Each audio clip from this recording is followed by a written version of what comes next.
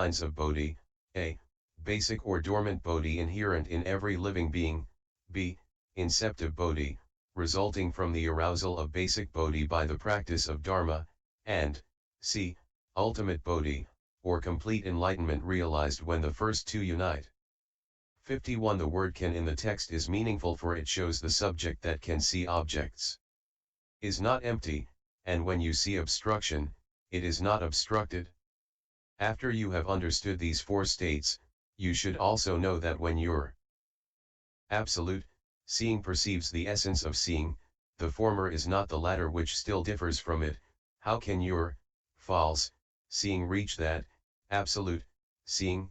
52. How can you speak of cause and condition, of the self existing as such, and of the so-called union?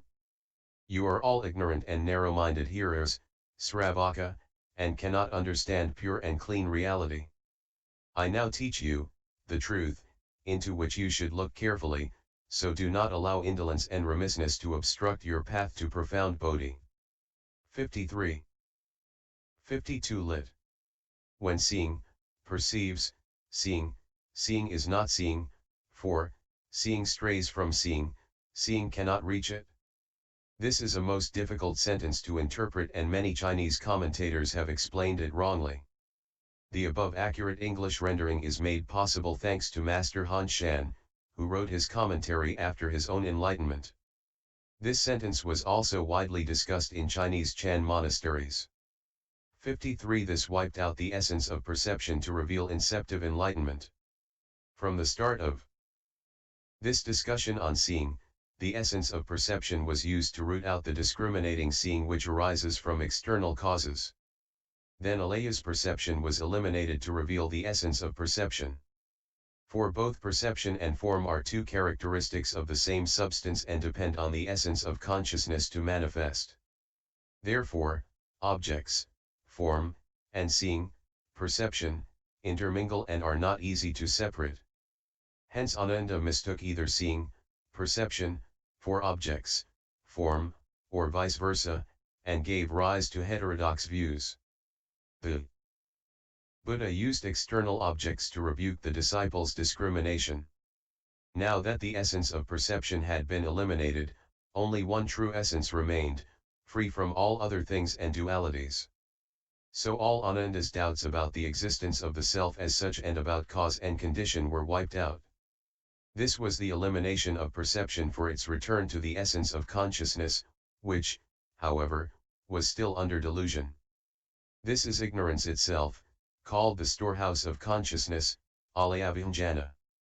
It is likened to a second moon, and if it is not eliminated, it will not be possible to unite with the real moon that is the true mind of basic enlightenment. This is why the essence of perception was wiped out to achieve the wisdom of inceptive enlightenment. When the Buddha was about to root out the essence of consciousness, alaya, he probed Ananda about the worldly conception of seeing and not seeing. This differed from his previous discussions based on causes, for it was now given in the absence of causal externals. He wanted to show this essence of perception which did not owe its existence to external causes and was not created by conditions, but is the one real essence which is close to the true mind. If this alaya consciousness is eliminated, all the five aggregates will vanish instantly. This is the wisdom of inceptive enlightenment. So the Buddha probed Ananda about perception which an ordinary man speaks of when seeing things and asked him, what is seeing and what is not seeing? The disciple replied that there was seeing when it was light or dark, and the Buddha wiped out all this as said in the text and concluded that though light and darkness alternated, the nature of seeing was unchanged and did not cease for an instant. Therefore, the four conditions of light, darkness, clarity, and obstruction are only externals, whereas this essence of perception does not depend on any cause for its existence and is not created by any condition. It is essentially perception only. When all external objects had been wiped out, this essence alone remained, but it still pertained to ignorance.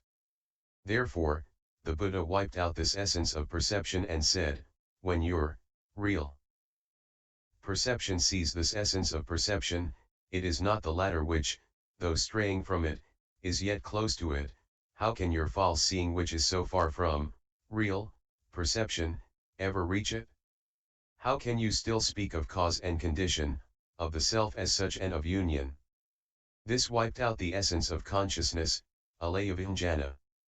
This non-discriminating true perception is the true mind of the pure and clean reality which you fail to realize because of your delusion and narrow-mindedness. This is the wisdom of inceptive enlightenment, and only when it is realized can basic bodhi manifest. This is the path of samatha which I now teach you. After Ananda's query about samatha at the beginning, the Buddha had wiped out the body and mind, made of 5 aggregates, to reveal the unreality of man. This cut off attachment to the reality of an ego and was only a state of relative voidness, for the attachment to things, dharma, still remained. Hence, revealing the unreality of the 2 realms 54 to expose the non-existence of dharma, things. Ananda said to the Buddha, world-honored one, although the Buddha has taught us about cause and condition, the state of the self as such, of mingling and union and of non-mingling and non-union, our minds are still not open to the teaching. As we listened to his further instruction on seeing that is not seeing, we became more deluded and perplexed. Please be compassionate enough to open our wisdom eye to enlighten us. After saying this, he shed bitter tears, prostrate himself at the Buddha's feet and waited for the holy teaching. 55. The Buddha took pity on Ananda and the assembly and was about to teach the profound practice of the samadhis of the great Dharani when he said to Ananda, though you have tried to memorize my Dharma, you have only broadened your hearing, or knowledge, and are still not very clear about deep insight into samatha. Now listen with attention to what I now tell you fully, for the benefit of you, and those who are still in the stream of transmigration, so that you can all win the Bodhi fruit. Ananda, all living beings are subject to transmigration through various worlds because of 2 inverted, discriminative and wrong views which, wherever they occur, cause people to be caught in the turning wheel of samsara. What causes these 2 wrong views? They are due to their individual and collective karmas. Individual karma. What is the individual karma that causes wrong views? Ananda, it is like a man who, because his eyes are inflamed, sees at night a 5-colored circle round the light of a lamp. Is this circle the color of the flame or that of his seeing? If it is the color of the flame, why does only the man with bad eyes see it while others do not? If it is the color of his seeing, since his seeing is already that color, what do you call the circle? Moreover, Ananda, if this circle is independent of the lamp, the man should see it when looking at nearby curtains, tables, and mats. If it is independent of the seeing, it should not be seen by the eyes, but why does the man with bad eyes see it? Therefore, you should know that this color is revealed by the lamplight and becomes a circle when perceived by defective seeing. Both the circle, form, and the seeing, perception, are due to bad eyes, but that which recognizes this disease is not sick. Thus you should not discriminate and say that it is either the lamp or the seeing, with the further idea of it being neither the lamp nor the seeing. It is like a second moon which is neither the real moon nor its shadow. Why? Because the sight of this second moon is an illusory creation. So wise people should not say that this illusion is or is not form, or that it exists apart from seeing or non-seeing. In the same way, how can you prove that In the following text, the Buddha taught the elimination of the world to cut off this attachment to Dharma. 54. The realm of living beings and the realm of material things. 55. The 5 aggregates previously eradicated by the Buddha were mere names and terms, but these seemingly real things, Dharma, still remained, for Ananda had no personal experience of their non-existence. So, when he heard about the seeing which was not real seeing, he became more deluded and perplexed. This was because although as a hearer he was no longer attached to the reality of an ego, he still clung to the existence of the body, mind, and universe. Hence his request for elucidation. The Buddha then explained the unreality of the body, the mind, and their surroundings. Illusion caused by bad eyes is due to the lamp or to your seeing. Still less can you establish that it is due to neither the lamp nor your seeing. Collective karma.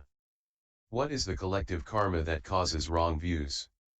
Ananda, this universe, Jambudvipa, comprises, besides the Great Sea, 3,000 continents, with the largest at the center, containing altogether, from east to west, 2,300 countries and other small continents, each consisting of 1, 2, 30, 40, 50, 200, or 300 countries. Ananda, in a small continent there, may be only 2 countries, one of which is inhabited by people who, as a result of their evil karma, may witness all sorts of evil states, while the inhabitants of the other country neither see nor even hear of them. Ananda, let us compare these 2 karmic conditions, dealing first with wrong views caused by individual karma which are similar to those by collective karma. Ananda, all living beings whose individual karma causes them to see wrongly, are like the man who, because his eyes are inflamed, sees round the light of a lamp a circle which seems to be out there in front of him, but in fact exists because his sight is disturbed. This circle is not created by form. However, the faculty of seeing through which he is aware of this trouble, is free from it. Similarly, if you now look at mountains, rivers, and the country with its inhabitants, they are all created by a disturbance in your seeing since the time without beginning. Though this seeing and its causal externals seem to be phenomena in front of you, they originally arise from your subjective awareness of that brightness of reality, which leads to a wrong perception of objective causal falsities. Thus awareness and perception cause wrong seeing, but the bright true mind of basic Bodhi which sees clearly these causal states is free from all ills. That which realizes this awareness as faulty does not fall into delusion. This is what I mean by true seeing, that is not discriminative, and about which you asked for elucidation. How can this be comprehended by your discriminative seeing, hearing, feeling and knowing? Therefore, your actual seeing of yourself, of me, and of living beings of the 10 types of birth is a disturbance of your seeing, and certainly not that which is aware of your wrong seeing. For the basic nature of the true essence of perception is beyond all ills, hence it is not called seeing. Ananda, let us now compare wrong seeing caused by collective karma with that by individual karma. The illusion of a circle round the light of a lamp seen by a man because his eyes are bad, and the evil condition experienced by all the inhabitants of a country because of collective karma, are both created by false seeing since the time without beginning. Thus the Jambudvipa's 3,000 continents, the 4 great seas, the Saha world and samsaric countries in the 10 directions as well as their inhabitants are the product of causal seeing, hearing, feeling and knowing which arise from the subjective awareness of the brightness of supramundane wondrous mind, entailing mixtures and unions of concurring causes which result in their rise and fall. 56. 56. Attachment to dharma, things, implies man's clinging to the inner body and mind, made of the 5 aggregates, i.e. the realm of living beings, and to outer mountains, rivers, space, and the world, i.e. the realm of material things, all of which seem to exist. Hence the Buddha spoke of wrong views, which wherever they occur, cause living beings to be caught there in the turning karmic wheel of existence. This is the meaning of the saying, all mental stirring causes suffering. Individual karma causes direct retribution, which affects the individual with the body and mind. And collective karma causes dependent retribution, which affects the material world, or the surroundings of all who share the same karma. Fundamentally these 2 falsities do not exist in the absolute state, but under delusion, the alaya consciousness gives rise to perception which is the false mind, and form. Revealing the independent basic Bodhi to expose the unfettered absoluteness, Buddhatattva Theta. He who can avoid the illusory mixture and non-mixture and non-union of concurrent causes, will be able to destroy all causes of birth and death, thereby perfecting the transcendental nature of enlightenment and realizing the permanent basic bodhi of pure and clean self-mind. Wiping out all traces of the false to enter the abstruse to reveal the Buddhadvaita. Ananda, though you have understood the profound and bright nature of basic bodhi, which is neither causal, nor conditional, nor the self as such, you are still not clear about this enlightened substance which neither mixture and union nor non-mixture and non-union can create. Ananda, I must now ask you a question. Since you still hold that all false thinking mixes and unites with causes and conditions, you are in doubt and worry about the thoughts of a bodhi mind arising from such mixture and union. If so, does your essence of perception mix with light or darkness, with clarity or obstruction? If it mixes with light, when the latter appears and you see it, where does it mix with your seeing? Since your seeing is clear, where can you find such mixture? If it is not the seeing, why do you see light? If it is the seeing, how can you see your own seeing? Since your seeing is complete by itself, how can it be mixed with the light? Since light is complete by itself, where can it contain your seeing? Therefore, seeing and light differ, and if they are mixed up, even the word light would cease to exist. In other words, such a mixture would suppress the light. Consequently, your concept of a mixture of seeing with light is wrong, and so is a mixture of seeing with darkness, clarity, and obstruction. Again, Ananda, does the essence of your perception unite with light, darkness, clarity, and obstruction? If it unites with light, then when light vanishes and is replaced by darkness, the seeing should not unite with the latter. But why do you still see darkness? When you see darkness, if your seeing does not unite with it, then when it unites with which is the illusory object. Hence the true mind is likened to good eyes and lamplight, the false mind to inflamed eyes, the body and mind to the circle round the light of a lamp, and the material world, to a flower in the sky. He who awakens to this illness of the eyes, realizes the unreality of these two falsities, hence the Buddha used an inflammation of the eyes to expose their non-existence. Individual karma causing false seeing is man's direct retribution in the form of a body and mind which do not exist fundamentally and depend on false seeing for their seeming existence. This is likened to an inflammation of the eyes which causes the seeing of a circle round the light of a lamp. This illusion neither exists because of the lamp nor apart from it, therefore, how can it be discussed in the basis of the dual is and is not? Like the color that comes from the lamp, what is false also comes from what is real.